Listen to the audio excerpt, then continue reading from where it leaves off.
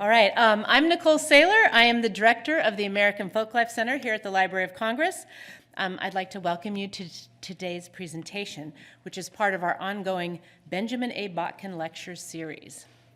Before we begin, I would like to start by acknowledging that the Library of Congress, located at the confluence of the Potomac and Anacostia River, is built on land that is part of the homelands of the Nacotchtank, Anacostan, Piscataway, Pamunkey, and Manahoe people. Indigenous people, including members of these nations, still live and practice their teachings and cultures here today.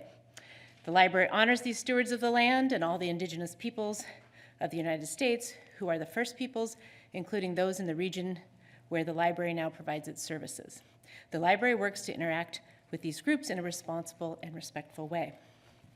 The Botkin Lecture allows us to highlight the work of leading scholars in the disciplines of folklife, ethnomusicology, oral history, cultural documentation, while enhancing and expanding the collections here at the Library of Congress.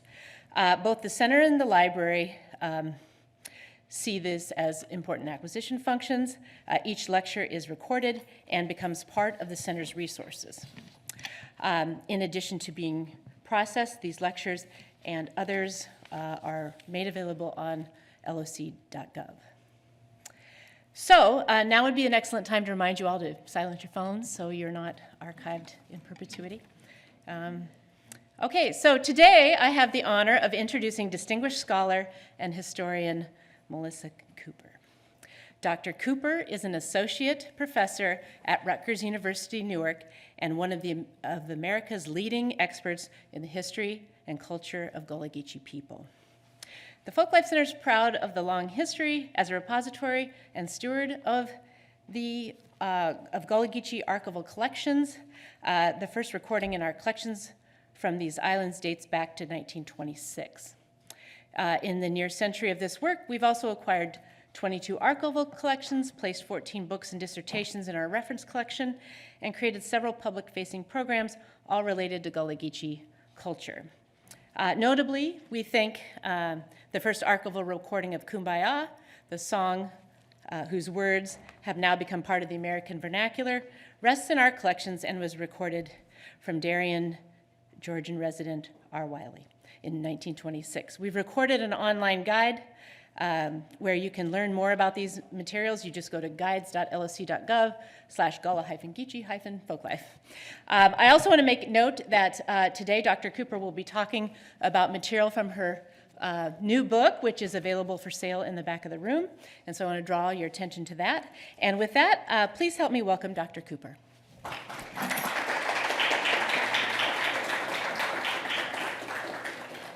Good afternoon, and thank you all for coming. Thank you, Director Saylor, for such a wonderful and warm introduction. I am thrilled to deliver a lecture as a part of the Benjamin A. Botkin Folklife Lecture Series. Thank you to Dr. Nancy Gross, Senior Folklife Specialist here at the American Folklife Center, for inviting me to participate in the series.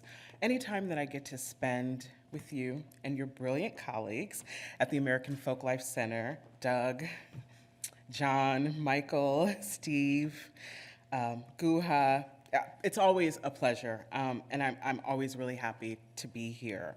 So, today's lecture, Collecting Survival, Sapelo Island, Georgia, and the Search for Gullah Folk, examines what became my mission to collect the collectors who collected the memories and culture of Blacks living on Georgia's coast during the interwar years, and to make sense of the intellectual inspirations that sent them on their journey.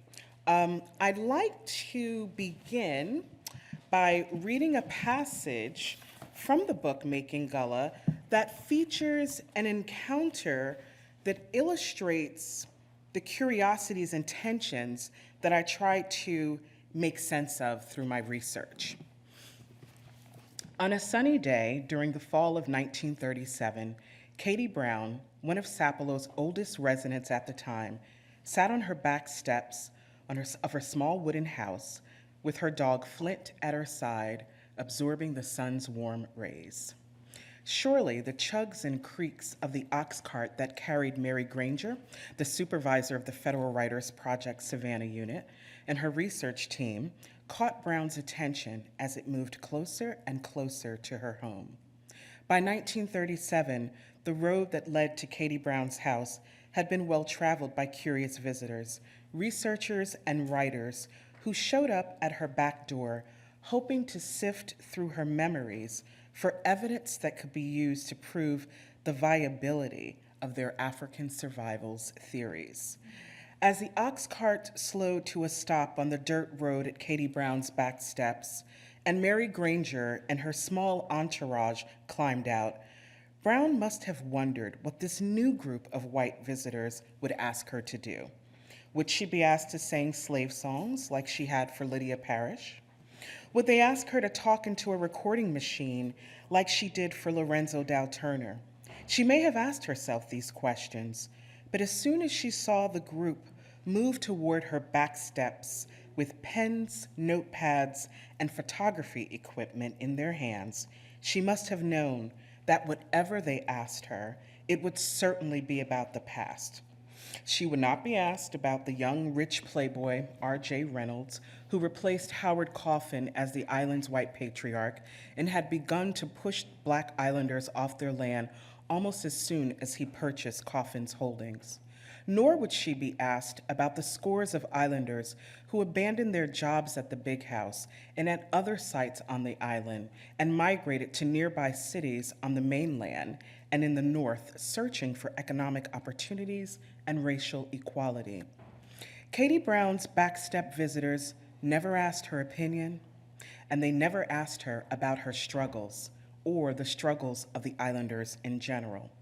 They came to collect her memories. So, Katie Brown wasn't alone. Researchers and writers during the 1920s and 30s had taken great interest in the cultural world of all Blacks who lived on Sapelo Island, and Blacks living in communities along South Carolina and Georgia's coast too. As a result, Sapelo Islanders were featured in several books and articles conceptualized and researched during the 20s and 30s, works that were published shortly thereafter for the nation's readers to enjoy. I found Sapelo Islanders in National Geographic magazine in 1934. I found them in Lydia Parrish's book, Slave Songs of the Georgia Sea Islands, and in the Georgia Writers Project study, Drums and Shadows, Survival Studies Among the Georgia Coastal Negroes. They were also featured in Lorenzo Dow Turner's linguistic study, Africanisms in the Gullah Dialect, and Turner was the only Black researcher to investigate cultural life in the region during these years. In each of the publications, and to varying degrees, Sapelo Islanders were presented as odd, quasi-primitive Southern Black folk who maintained a unique connection to their African ancestors. And this was surprising. And by surprising, I don't mean the idea that they had retained shreds of their African ancestors' culture, but the idea that at this moment in the Jim Crow South, white researchers and writers, and one Black researcher, would take an interest in Black people's cultural heritage. Here's how I discuss this tension in the book's prologue. When Sapelo Islanders folk culture first became a subject of interest to researchers and writers during the 1920s and 30s, the Black men and women and children who lived on the island faced insurmountable odds. The island that had once been a haven for freedmen and freedwomen near the Civil War's end had been returned to a plantation state ruled by a white millionaire, Howard Coffin, and later R.J. Reynolds. The islanders were poor, and they had to do whatever they could to survive and hold on to their family homesteads. And living in the heart of Jim Crow America, their very Blackness was used to justify their degradation and oppression. And like other Black Americans, their African ancestry was the assumed root of their supposed inferiority. Anti-Black violence was customary in the region, and the realities of their lives were anything but picturesque, it would seem that serious inquiries into their heritage and new theories about its value would be unlikely, right? So there's a tension there between the realities of Sapelo Islanders' lives and the curiosities that outsiders expressed about their cultural world. And that tension shaped my research questions. I wanted to know why then, during the 20s and 30s, did Africa and all that she bestowed on her descendants become important and noteworthy? I wanted to know what drove the quest to find rare strains of Black culture during these years, and why did this quest seem to focus on African-born superstitions, roots, hoodoo, and kanja? How did the Islanders respond to the inquisitive outsiders who showed up at their doorsteps during the interwar years? I also wanted to know, how did these Blacks understand their own culture, which was increasingly classified under the banner Gullah, right? A banner that they had not, until recent years, used to identify themselves. And I should probably explain what the term means. When Gullah is invoked today, it generally refers to Blacks from or living in the Carolina and Georgia Low Country and other locales in what is now called the Gullah Geechee Heritage Corridor. Populations believed to have retained material cultural traditions such as sweetgrass basket weaving and hand-woven fishnet making, and non-material cultural traditions such as the Gullah dialect and certain spiritual traditions, which were passed down from their African ancestors. Okay. Another question that I had was, how has the Islanders' view of their culture evolved as a result of the attention that their traditions attracted over the years? And most importantly, from the moment of the first explosion of interests, which I like to think of during the interwar years, through the revival and into the present, what needs have the Gullah fulfilled? Together, these questions map the contours of a new Gullah story, a history that turns the observational lens from coastal Georgia Blacks and fixes the lens on the people and the forces that made them Gullah.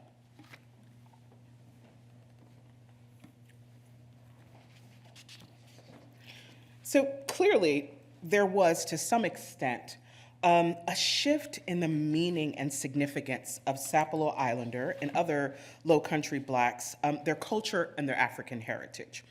And this shift took root far away from Sapelo, far away from the South. After all, only one of the authors who studied and wrote about Sapelo Islanders during the interwar years was from Georgia, and that was Mary Granger, the supervisor of the Federal Writers Project Savannah Unit. So I needed to figure out what sort of ideas and stories and theories circulated in America's intellectual and cultural landscape during the 1920s and 30s. Stories that shaped this shift in meaning and relevance of Black people's culture and African background. And essentially what I was doing was trying to unearth the origin of interwar era ideas. Ideas about Blackness, ideas about Africanness, and ideas about the Gullah. And so my research revealed that in the 1920s and 30s intellectual and cultural landscape was overflowing with stories and theories about Black folk life.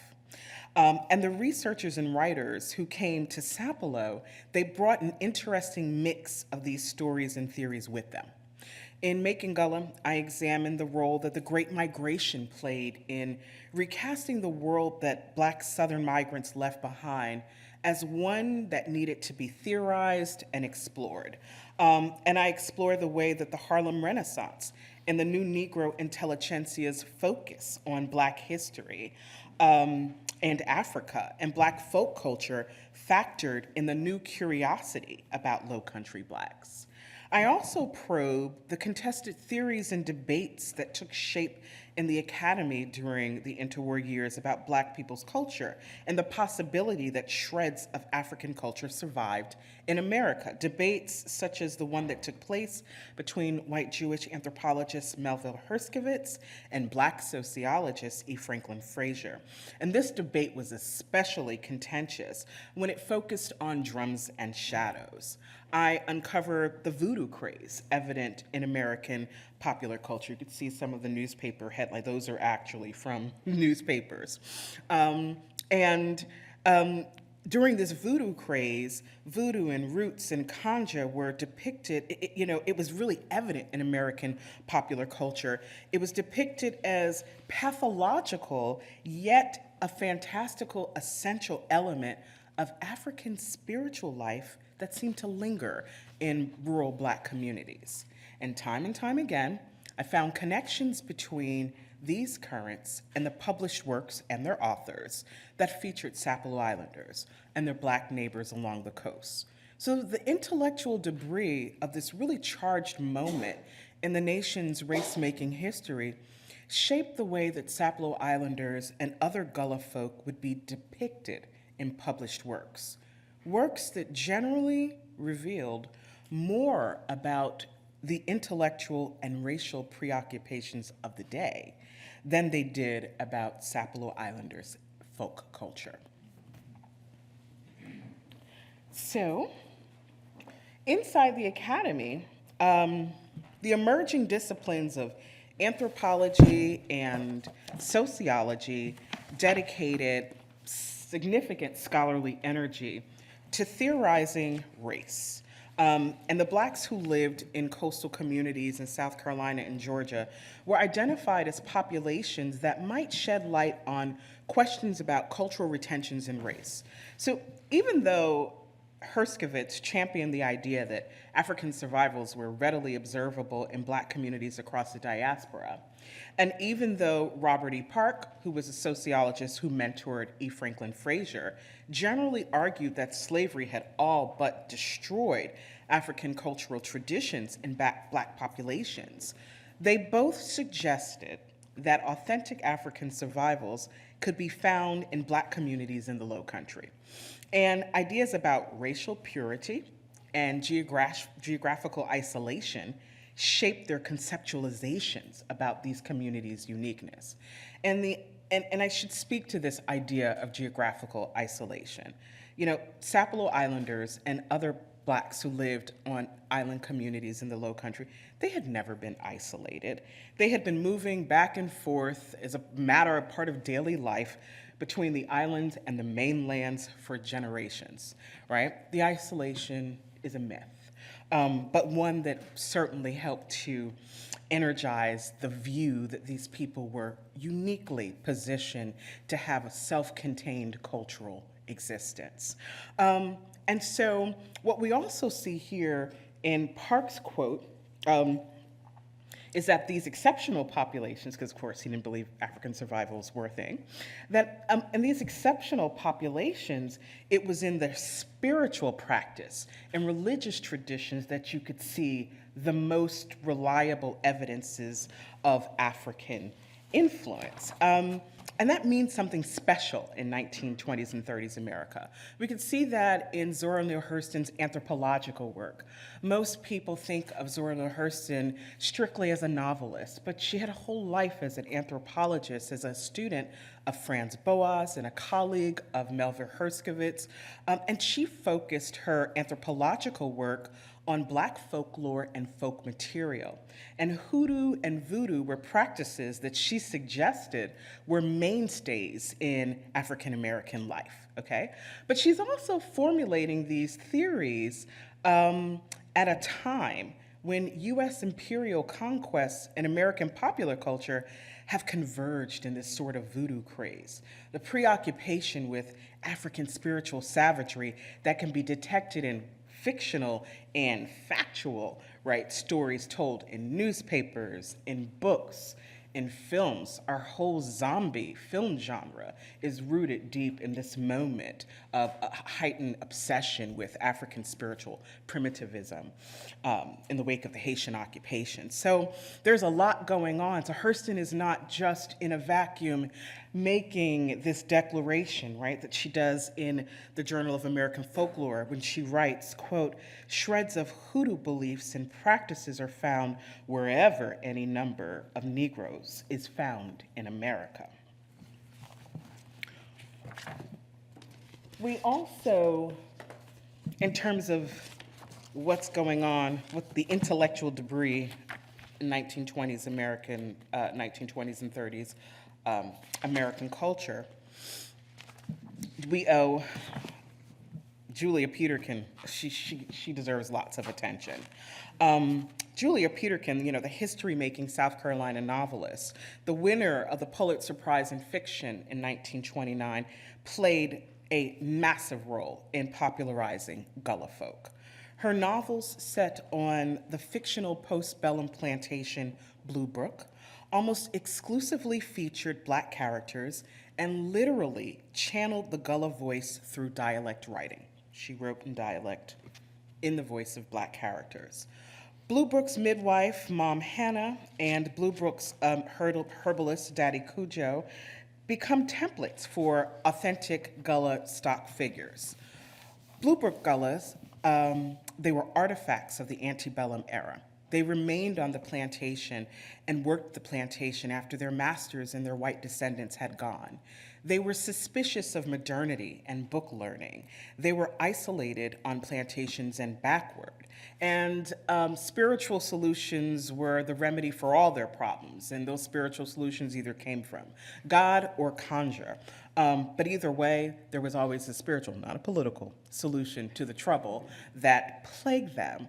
And while Peterkin was writing fiction, her proximity to the Blacks who lived on her South Carolina plantation and her authority as a white woman transformed her fictional tales into quasi-ethnographic reports in the minds of readers and reviewers. If we just look to the line that was included in the New York Times review, quote, "Peterkin writes again of Gullah Negroes. She is busy setting methods of life on paper that must soon pass away forever," close quote, as if she is writing fact. And there are studies that are produced later that actually cite Julia Peterkin's novels as evidence for Gullah culture, fiction standing in for scientific observation. And in her own words, Peterkin explains that she's working out her own stuff, her own race stuff in writing about Blacks. She is in this sort of, cathartic mode when she is creating these stories. She's trying to deal with her encounters with the Black people who work for her, okay? But she's beloved. She wins the Pulitzer. The New Negro Intelligentsia celebrate her work, so hungry for representations of Black life that were not the same stock figures that had, been penned by authors, white authors from the South, that her work was celebrated by Blacks and whites. So by the time National Geographic magazine photographer W. Robert Moore arrives on Sapelo Island, he sees the islanders through a primitivist lens that had been tempered by the stories that had been told about Southern Blackness, Africanness, and Gullah-ness, inside and outside the academy. Moore had several encounters on Sapelo, but his encounters with the Johnson family illustrates the way that the islanders and the people who came to study them clashed, right?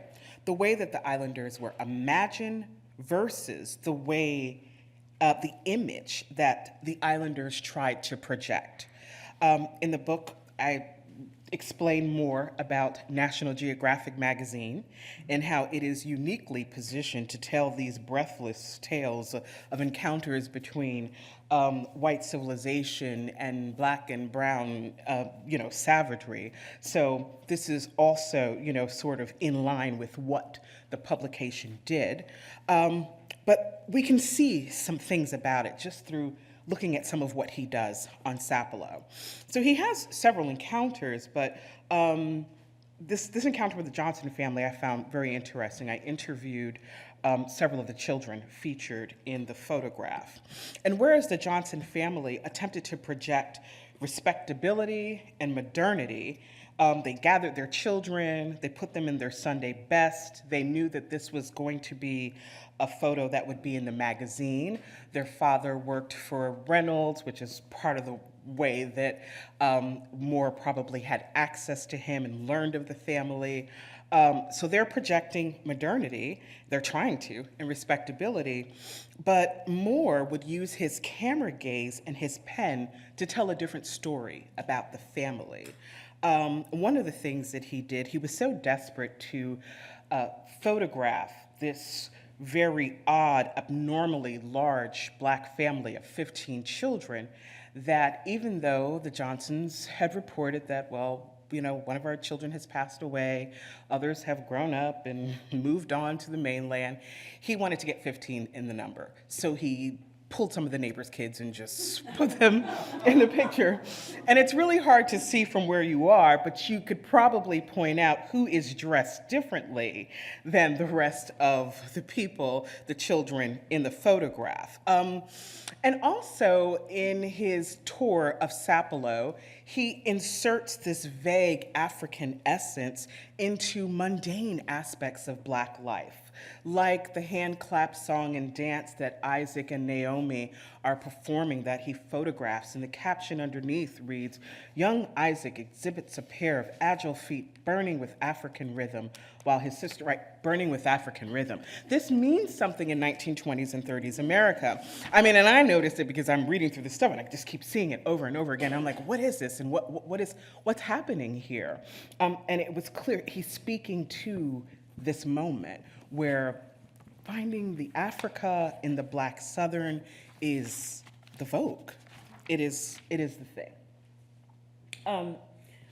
Lydia Parrish offers us another glimpse into the ways that these discourses and stories touch down on Sapelo Island. So what she does in her song collecting mission is quite interesting. Lydia Parrish is the wife of the famed artist Maxfield Parrish. She wintered on Georgia's coast and sought out the musical exuberance she believed to be innate among Black people and in Black communities. And she said when she first got to coastal Georgia, she was stunned. It was so quiet and the Blacks weren't singing. And so she wanted to find the music. And she started asking, do you know the slave songs? Can you sing songs for me?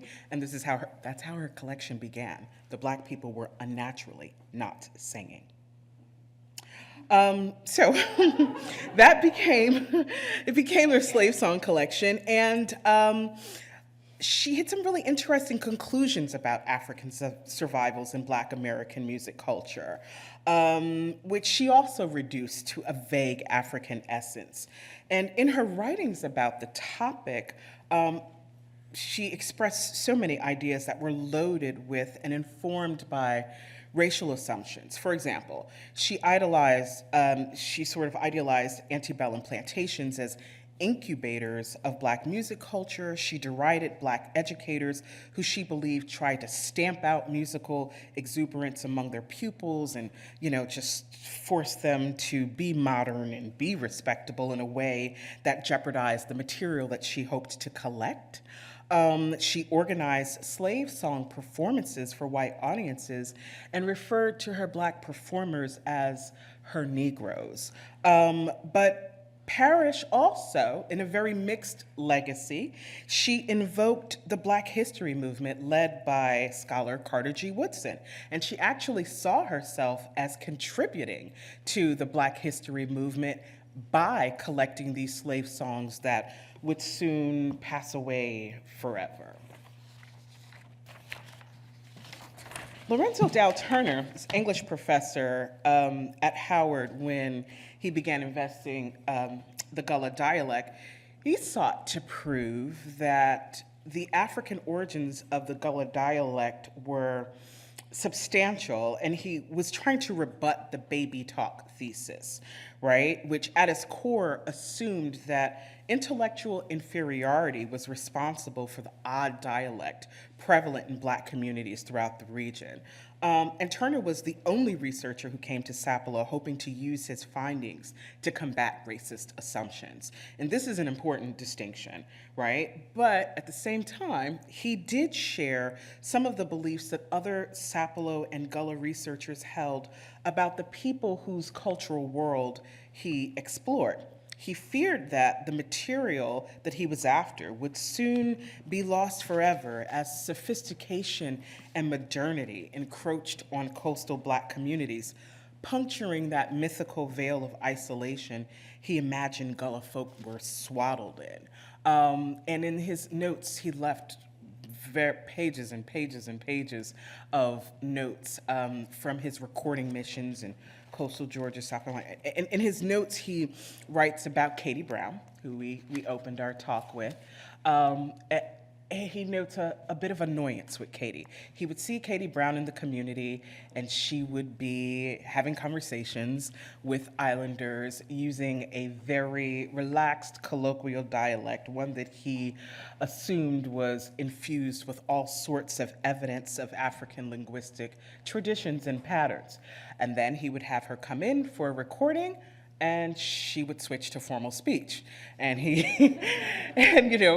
put in the notes something like he found her to be reticent, and he noted that she just kept switching and becoming very formal when the recording equipment was there. And so, probably I think that Mary Granger's survival studies that becomes Drums and Shadows offers the most clear example of how ideas about African spiritual primitivism, born from the convergence of popular fantasies and scholarly discourse, were applied to coastal Georgia Blacks.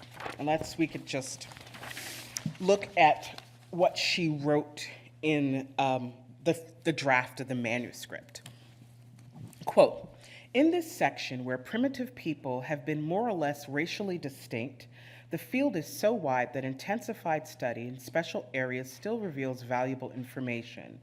The Negro of this section is perhaps closer to his native Africa than any other in this country," close quote. In another section of the manuscript, she writes, "The funeral rites of the modern Negro, insofar as they include casket, flowers, music, and religious services, are obviously borrowed from his civilized environment. But the strange practices that color the Coast Negro's death and burial, barbaric pageantry, and the unrestrained mourning are products of his forgotten years in the deep wilderness of Africa. Ages past, his forefathers accompanied death and burial with superstitious practices taught to them by voodoo priests," close quote. Another sample from the manuscript. "With the beat of the jungle drums still sounding faintly in his ears, the Black man finds himself still bowing before forces he does not understand," close quote. Well, the manuscript draft that Mary Granger and her staff at the Savannah unit sent to the Federal Writers Project officials here in DC was reviewed and heavily criticized for its obvious problems. When Sterling Brown circulated it to his colleagues to get a read, he was editor of Negro Affairs and was tasked with not having things published that were problematic and overtly racist. When he circulated these drafts, the reviews came back, and we can just see from these quotes what the reviewers thought. William O. Brown, sociologist, said, quote, "Her thinking is a strange mixture of traditional stereotypes about Africa, primitive people, and Negroes, with a dash of Southern sentimentality. This thinking is itself a fine example of survivals," close quote. E. Franklin Frazier says, of course, such a procedure is nonsensical. Many of the superstitious practices found among these people are characteristic of folk people all over the world. This type of work merely tends to emphasize certain stereotypes which have grown up in America concerning the Negro. And Benjamin Botkin, the chief folklore administrator in the project, the person, for whom this very lecture series is dedicated, he was also uneasy with Granger's manuscript.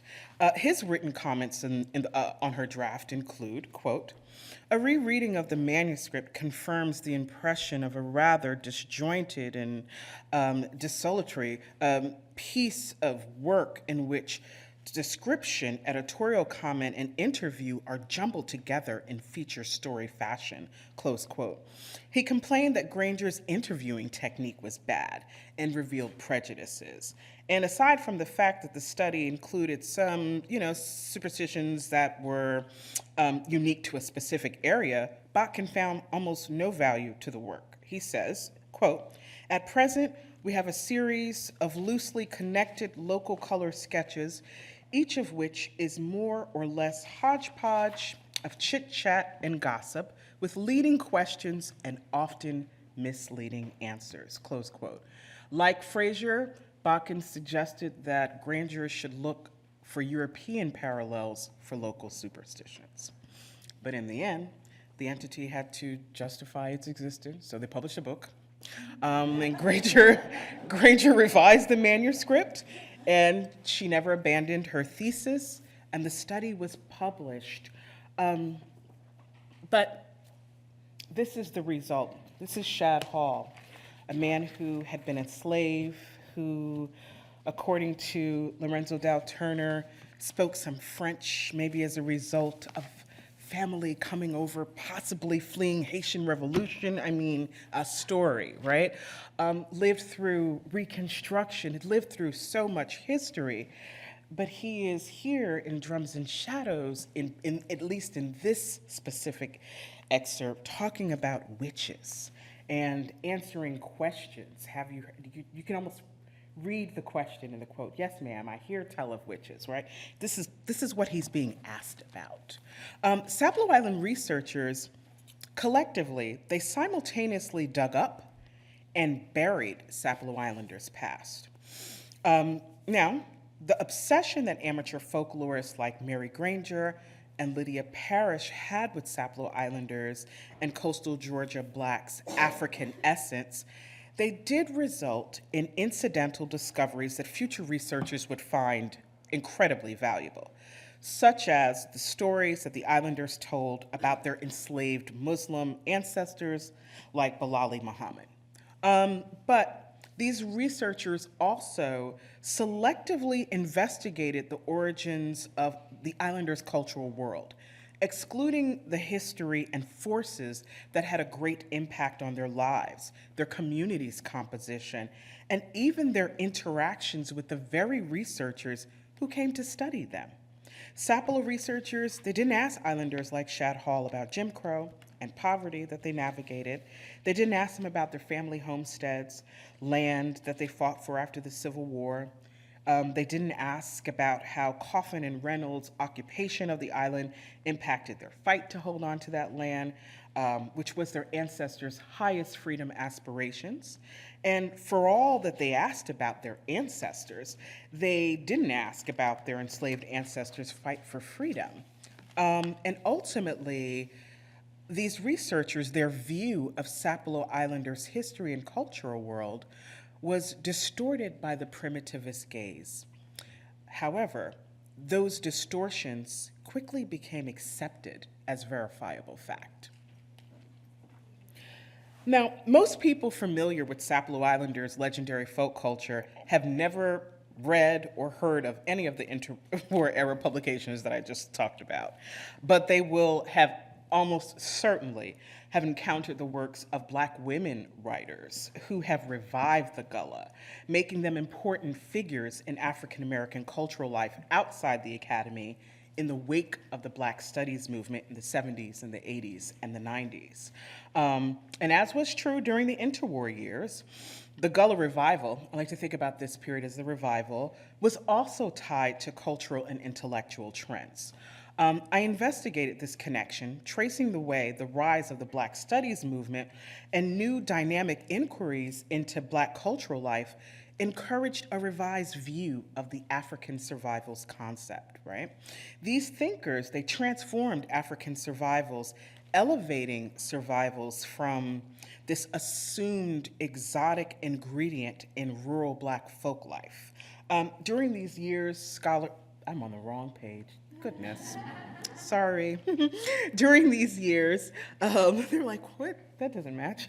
During these years, scholars like Lawrence Levine and fiction writers such as Pauline Marshall, Gloria Naylor, Julie Dash, they also sifted through these interwar era studies, and their imaginations were ignited.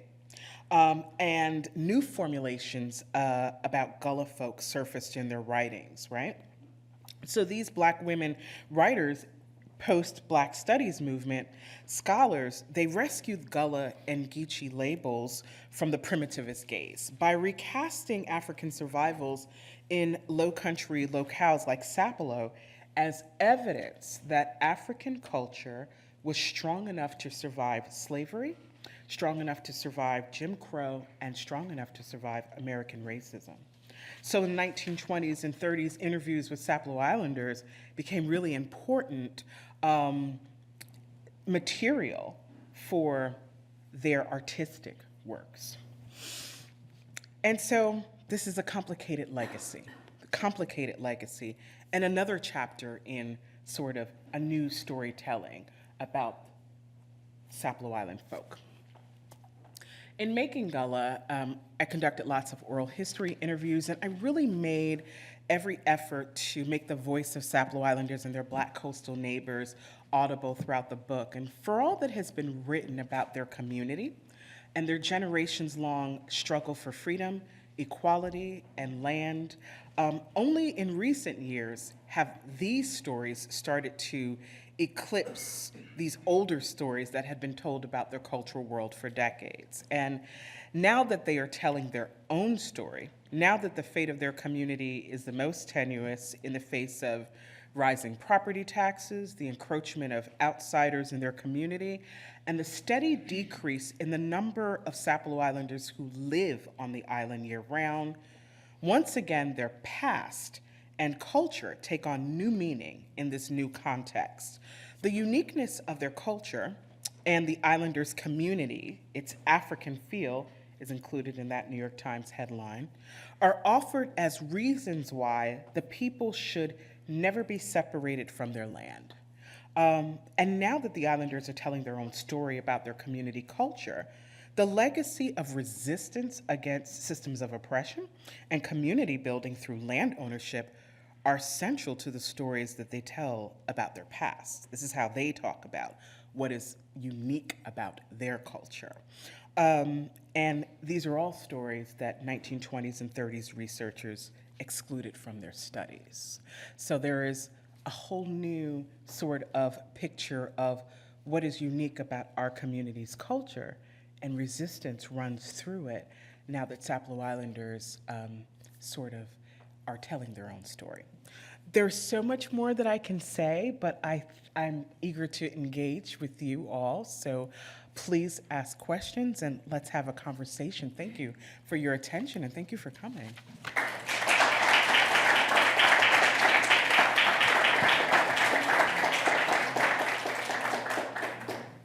So, I have to leave early because I have another appointment and almost did not come to this lecture.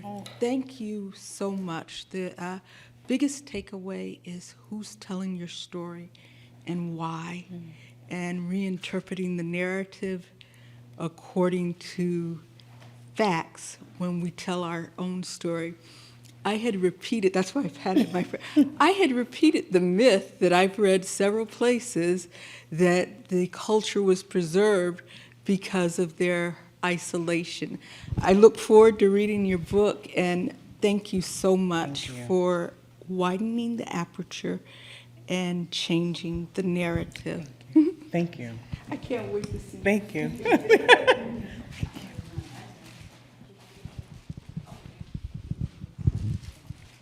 That was a great presentation. I have been fortunate, as my husband and I, to visit Sapelo Island about 2 years ago. And I'm curious as to what are your thoughts of the cultural being maintained? I see the University of Georgia there doing a lot of research on mostly environmental, but we really didn't see a lot of people on the island, and I'm curious as to what do you think is going to happen? That is a really good question, a difficult question. With my historian's hat on, I would say I can't see into the future, but the patterns are surely suggesting that the composition of the island will continue to change. The islanders are doing what they can to fight that. But the change has been ongoing for decades and generations. From the Great Migration forward, Sapelo Islanders have been leaving, and it's harder to come back. How can people sort of survive and develop, families and community culture and make a living is difficult for all kinds of structural reasons. My mother grew up on the island. I'm first generation in the family, of her family not to live on the island. And, they had to go over to the mainland for high school. I mean, this is complicated. The ferry ride, they still do. And being able to participate in after-school activities is about, can you get a ferry? So these are all real structural impediments, not to mention the difficulty people are having holding on land and all of the challenges that currently exist for people to do so. So there is a fight unfolding, and there is a fight ahead, for sure.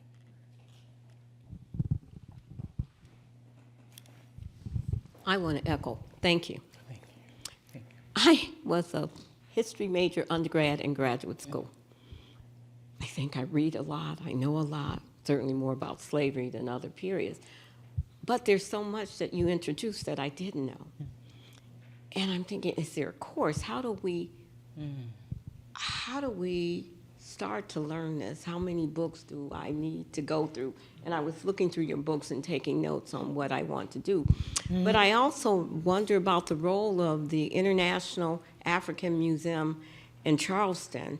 I would think now there are historians attached there or archivists who would try to preserve and keep that island going, that they would have some type of stake in this, that would want to expose us more to that culture than what we've been, other than what you said in the beginning. We know how we define Gullah, and it is clearly more than that. And as my friend said, to make sure we take control of that narrative.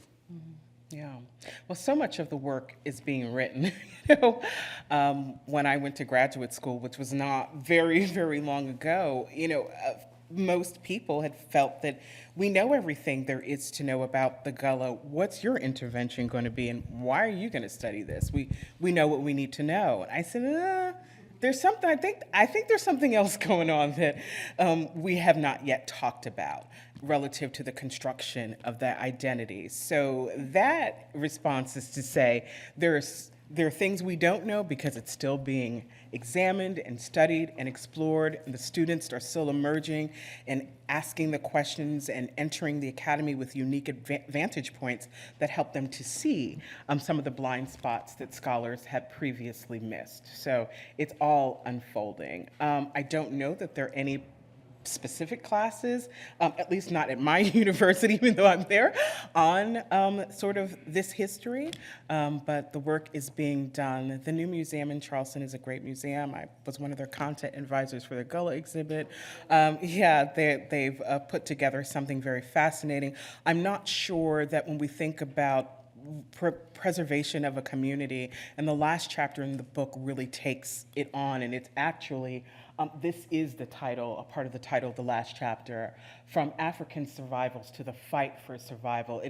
There are so many layers, and it is not something necessarily that a cultural institution could do. People are going to meetings where they were being asked in this moment when the corridor was first kind of being formulated, they're being asked, well, what sorts of material culture and non-material culture do you want us to preserve? What do you think is important to retain? And people are like, yeah, that's great, but what about my house? And what about heirs property? And what about clearing titles so that my family can continue to live here? So preservation is a loaded concept amid this contemporary struggle. Is it the preservation of cultural artifact and idea, or the preservation of people and communities? Those are big questions. One more question? So, And there was something. Okay, go ahead. okay, so I've done some of our research here on the song Kumbaya, which was mentioned by Nikki. And one of the really interesting things about that is so it was actually recorded, Nikki mentioned in 1926, it was 1 week from today, 1926. That was recorded April 17th. That's really well. Look at Yeah, and one of the really interesting things about that song is pretty quickly after it started to become part of popular culture, first of all, it was rather than being spelled "come by here," which is how our collector Gordon spelled it because he was familiar with the Gullah dialect, it started to be spelled Kumbayah, or sometimes just Kumbaya. So Kumbaya, and then people started to pronounce it Kumbaya because they saw the spelling. Right. And then people began to say that it was an African song, and there's a lot of articles from that era in the 1950s and 60s when it started to become popular, saying that it was African and how it had come from Angola and stuff like that. And what strikes me about it is that it's almost as if the more African it is, the higher prestige it has. So people wanted to represent this as African as opposed to African American, that African American was less prestigious than African in the eyes of these people who were talking about it. And do you find the same thing with these studies? Absolutely, Yeah. absolutely. I mean, because even with songs and music, thinking about that, right? In the region, anyone who's seen the documentary or knows about the language, you're crying, that there was also in coastal Georgia a song, that they could trace its quote unquote definitive African origins. But in collecting the music, like Lydia Parrish, she collected some renditions of some popular work songs. Pay Me My Money Down. Doug and we talked about that together a few months ago.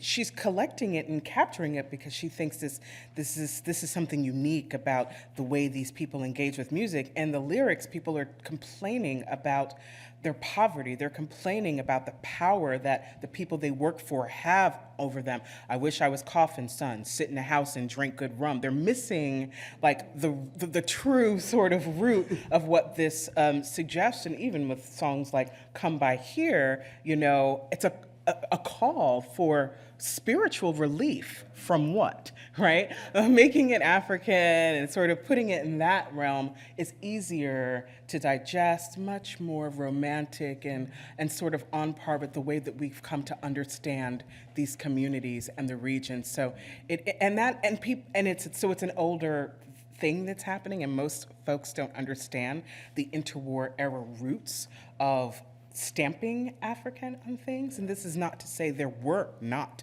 legitimate survivals, but it's only the researchers that come in the wake of the Black Studies movement who can sift through this imperfect material and find the stuff. And then actually, because they know more about the African continent and the history, where they can make matches and do investigations that are rigorous and fruitful and generative. But otherwise, it's the emotional, nostalgic association that we want to have.